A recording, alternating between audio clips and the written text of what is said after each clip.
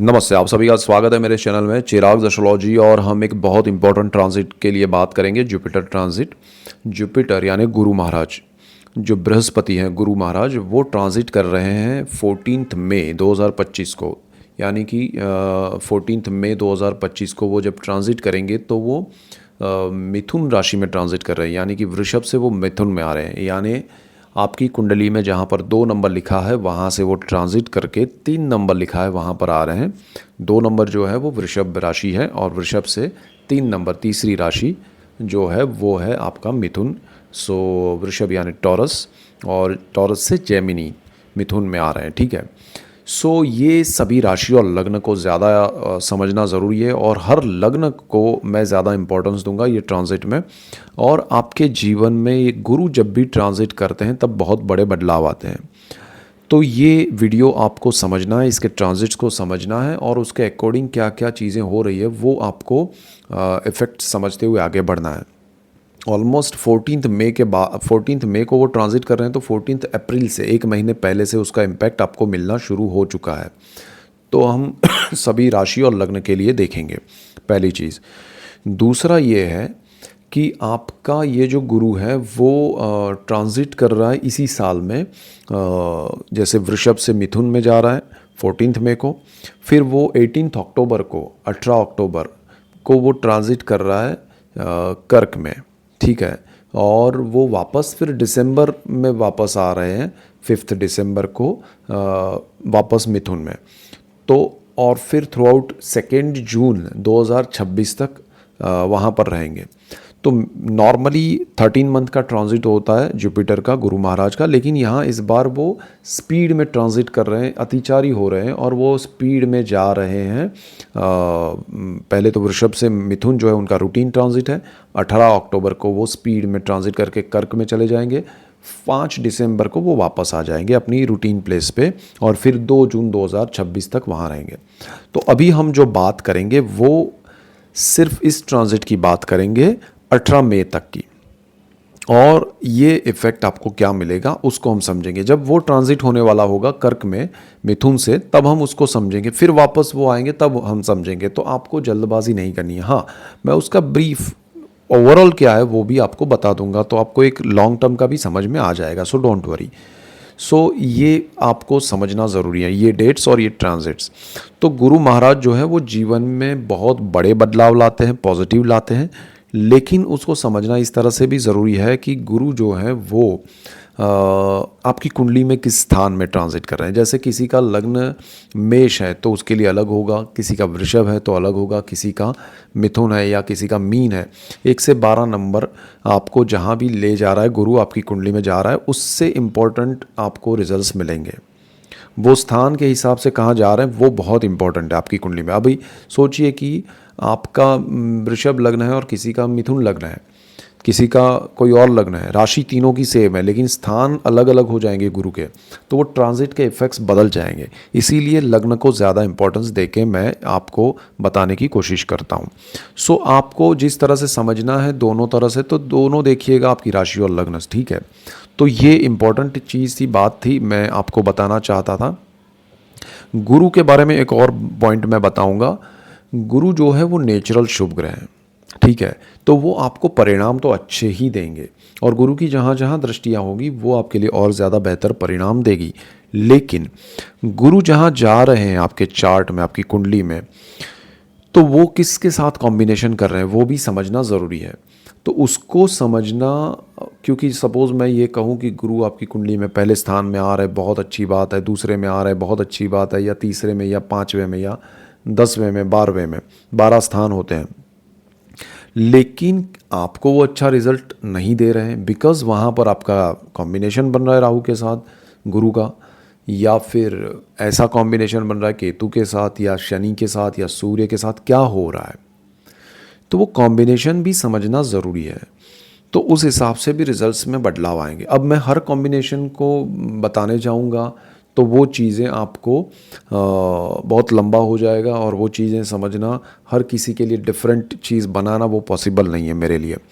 तो मैं चाहूँगा, ये बात मैं इसलिए कर रहा हूँ कि अगर मैं आपको जब गुरु के ट्रांजिट का वीडियो दे रहा हूँ या शनि के या राहु के, तो साथ में आप वो कॉम्बिनेशन भी देखिए। अब मैंने कहा आपको कि गुरु आपके लिए ये स्थान में अच्छा आ रहा है, लेकिन वहाँ आपके पर्सनल चार्ट में वो कॉम्बिनेशन कुछ अच्छा, वहाँ जन्म का गुरु है तो बहुत अच्छी बात है, वहाँ जन्म का मंगल है तो वो बहुत अच्छी बात है, लक्ष्मी योग बन रहा है, चंद्र है तो गजकेसरी योग बन रहा है, राहु है तो चांडाल योग बन रहा है। सो ये कॉम्बिनेशन हर किसी के लिए अलग हो जाता है, तो वो चीज़ आप समझे तो आपको उसका जो 100% पॉजिटिव या नेगेटिव मिलना चाहिए था इफेक्ट, वो क्यों नहीं मिला वो आपको समझ में आएगा।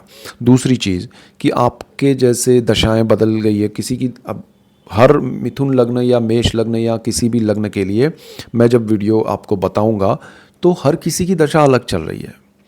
सो यहाँ पर्सनल चार्ट की मैं हमेशा बात करता हूँ कि आपका पर्सनल चार्ट जो है उस पे इसलिए डिपेंड करता है कि वहाँ कॉम्बिनेशन क्या बन रहा है। किसी की गुरु की ही दशा चल रही है, अच्छे कॉम्बिनेशन हो रहे हैं तो बहुत अच्छा है, किसी की दशा ऐसी चल रही है जो सही नहीं है, बट गुरु आपको बहुत कुछ अच्छा देने आया है तो वो अच्छा सब कुछ नहीं दे पा रहा है बिकॉज वहाँ आपकी दशा आपको ऑब्स्टिकल्स हर्डल्स क्रिएट कर रही है। तो ये सारी चीज़ें समझना ज़रूरी है।